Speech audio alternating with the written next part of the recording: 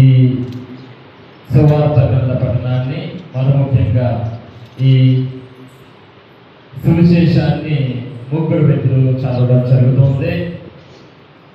మొదటగా కథకుడు ఉంటారు, తర్వాత యేసు ప్రభుని వాక్యము ఒకరు చదువుతారు, తర్వాత సామాన్య వ్యక్తి మరొకరు ఉంటూ ఉంటారు.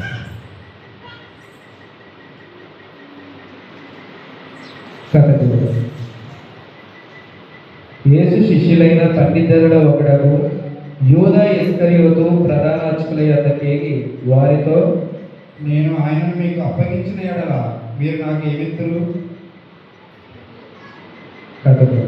అని అడిగాను. వారు అతనికి 30 వెండి నాణెములను ఇచ్చింది. అప్పటి నుండి వాడు ఆయనను అప్పగింప తగిన సమయమునకై వేచి ఉండెను. పులియని రొట్టెల పండుగ మొదటి దినమున శిష్యులు యేసు వద్దకు వచ్చి, ఒకరు, మేము ఎచ్చట నీకు పాస్కా భోజనము సిద్ధపరచుకోలేదు అని ప్రశ్నించారు. మీరు పట్టణమున ఒకనొక మనిషికి వద్దకు వెళ్ళి, నా సమయం ఆసన్నమైనది, నా శిష్యులలో నీ గృహమున పాస్కా భోజనము భుజింతుము అని గురువు చెప్పుచున్నాడు అని అతనితో చెప్పుడు అని యేసు పలికింది. యేసు ఆజ్ఞానుసారము శిష్యులు పాస్కా భోజనము సిద్ధపరిచేది. సాయంకాలము కాగా ఆయన 12 శిష్యులతో భోజనమునకు కూర్చుండెను. వారు భుజించుచుంట యేసు, మీలో ఒకడు నన్ను శత్రువులకు అప్పగింపనున్నాడని మీతో నిశ్చయముగా చెప్పుచున్నాను నేను. అప్పుడు వారందరూ మిగిలిన చింతించి, ప్రభు నేనా అని ఒక్కొక్కరు అడగసాగింది. అందులకు ఆయన, నాతో పాటు ఈ పాత్రలో చేతిని ముంచిన వాడు నన్ను అప్పగించును. తనను గూర్చి వ్రాయబడినట్లు మనుష్య కుమారుడు చంపబడును, కానీ మనుష్య కుమారుని అప్పగించువానికి అయ్యో అనర్థము, అతడు జన్మింపక ఉండినచో మేలు అయ్యేది అనెను. అప్పుడు ఆయనను అప్పగింపనున్న యూదా, గురువా నేనా అని అడుగగా, నీవే చెప్పుచున్నావు అని యేసు సమాధానం ఇచ్చాడు. వారు భుజించుచుండగా యేసు రొట్టెను అందుకొని ఆశీర్వదించి త్రుంచి తన శిష్యులకు ఇచ్చుచు, దీనిని మీరు తీసుకొని భుజింపుడు, ఇది నా శరీరము అనెను. ఆ తరువాత ఆయన ఒక పాత్రము అందుకొని కృతజ్ఞత స్తోత్రములు చెల్లించి వారికి ఇచ్చి, దీనిలోనిది మీరు అందరూ త్రాగుడు, ఇది అనేకుల పాప పరిహారార్థమై చిందబడనున్న నిబంధన యొక్క నా రక్తము, ఇది మొదలుకొని మీతో కూడా నా తండ్రి రాజ్యంలో నూతనముగా ద్రాక్ష రసము పానం చేయు వరకు దీనిని ఇక నేను త్రాగనని మీతో చెప్పుచున్నాను అనెను. వారొక కీర్తన పాడి ఒలీవ కొండకు వెళ్ళిరి. అప్పుడు యేసు వారితో, మీరు ఈ రాతిని నన్ను వదిలిపెట్టిపోయేదరు, నేను గొర్రెల కాపరిని కొట్టుదును, మందలోని గొర్రెలు చల్ల చెదరగును అని వ్రాయబడి ఉన్నది. అయినను నేను ఉత్థానమై పిదప మీకంటే ముందు గలిలయ సీమకు వెళ్ళెదను అని పలికెను. అందరూ మేము విడిచిపెట్టి పోయినను నేను మాత్రము మిమ్మల్ని ఎన్నటికీ విడవను అని పేతురు పలికెను. అందుకు యేసు, ఈ రాత్రి కోడి కూయక ముందే నీవు నన్ను ఎరుగనని ముమ్మారు పలికిదవని నీతో నిశ్చయముగా చెప్పుచున్నాను అనెను. అప్పుడు పేతురు ఆయనతో, నేను మీతో మరణింపవలసి వచ్చినను మేము ఎరగనని పలుకును అనెను. అట్లే శిష్యులందరూ అనేది. అప్పుడు యేసు శిష్యులతో గెత్సేమని తోటకు వచ్చి, నేను అంతంత దూరం పోయి ప్రార్థన చేసుకుని వచ్చే వరకు మీరిచ్చిన కూర్చుండు అని వారితో చెప్పాడు. పేతురును జబదాయి కుమారుడు ఇద్దరును తనతో పాటు తీసుకుని పోయింది. అప్పుడు ఆయన చింతాక్రాంతుడై ఆవేదన పడసాగాడు. నా ఆత్మ మరణ వేదనను అనుభవిస్తున్నది, మీరిచ్చటనే ఉండి నాతో జాగరణ చేయుడు అని పలికెను. ఆయన మరికొంత దూరం వెళ్ళి నేలపై సాగిలపడి, ఓ నా తండ్రి, సాధ్యమైన ఎడల ఈ పాత్రను నా నుండి తొలగిపోనేమో, అయినను నా ఇష్టము కాదు నీ చిత్తమే నెరవేరేమో అని ప్రార్థించెను.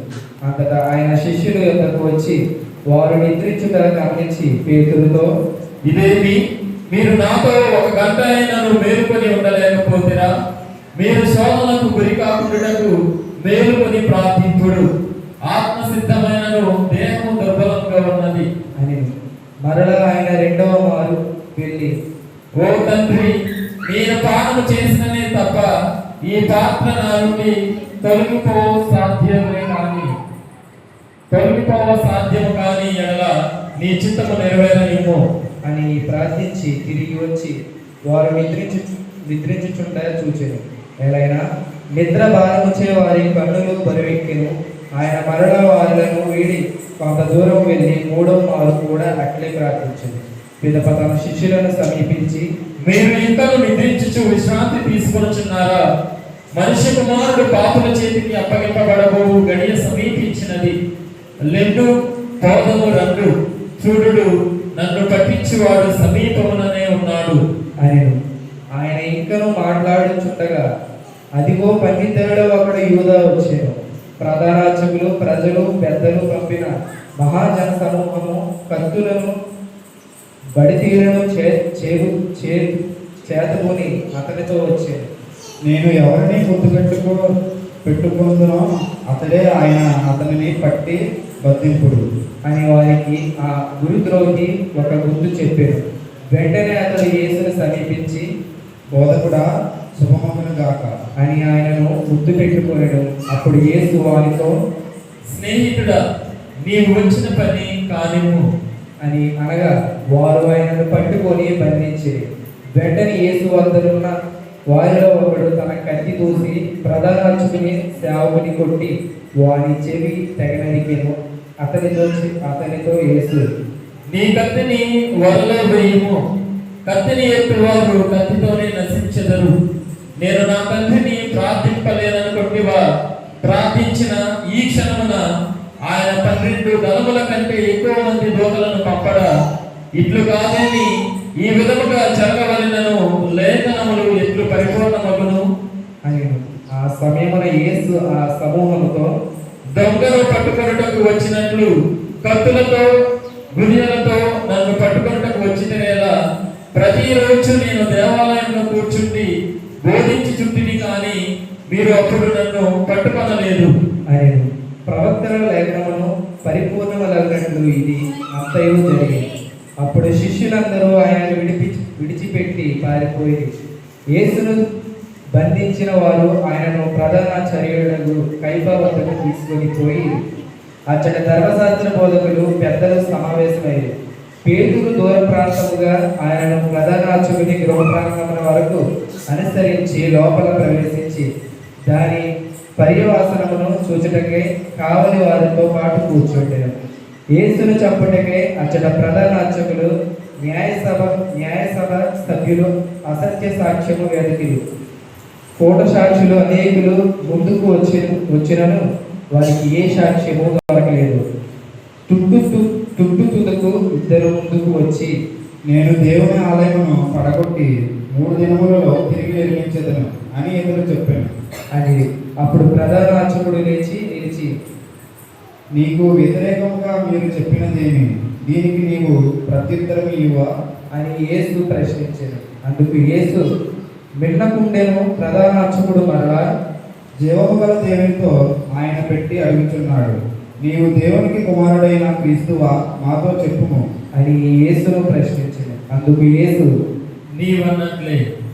అయినను ఇక నుండి మనిషి కుమారుడు సర్వశక్తిమంతుని పిడి ప్రక్కన కూర్చుండిటేవు ఆకాశం నుండి మేఘరుడై వచ్చుటయు మీరు చూచిదరని చెప్పుచున్నాను అని. అప్పుడు ప్రధాన అర్చకుడు తన వస్త్రములను చింపుకొని, వీడు దేవదూషణమును కావించను, మనకిక సాక్షులతో పని ఏమి?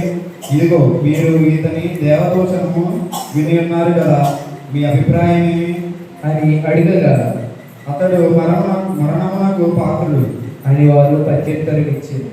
అప్పుడు వారు ఆయన ముఖముపై ఉమ్మేసి పిడికిళ్లతో వృద్ధిరి. మరి కొందరు ఆయన చెప్పపై కొట్టుచు, మెస్సయ్య నిన్ను కొట్టినది ఎవరో చెప్పుము అని పేతురు ఆ గృహ ప్రాంగణంలో కూర్చుండి ఉండేది.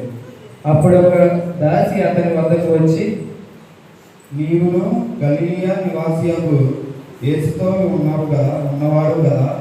నేను అతడు అందరి ఎదుట బొంకుచు నీవు చెప్పినదేమో నాకు తెలియదు. అనెను.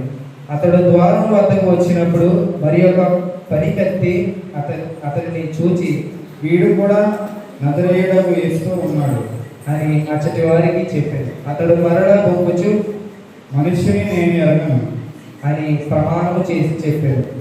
కొంత సమయం అయిన తరువాత అచ్చటనున్న వారు పేతురు చుట్టూ చేరి నిస్సందేశముగా నీవు ఆయనను సహచరులతో సహచరులలో ఒకడు నీ మాటలు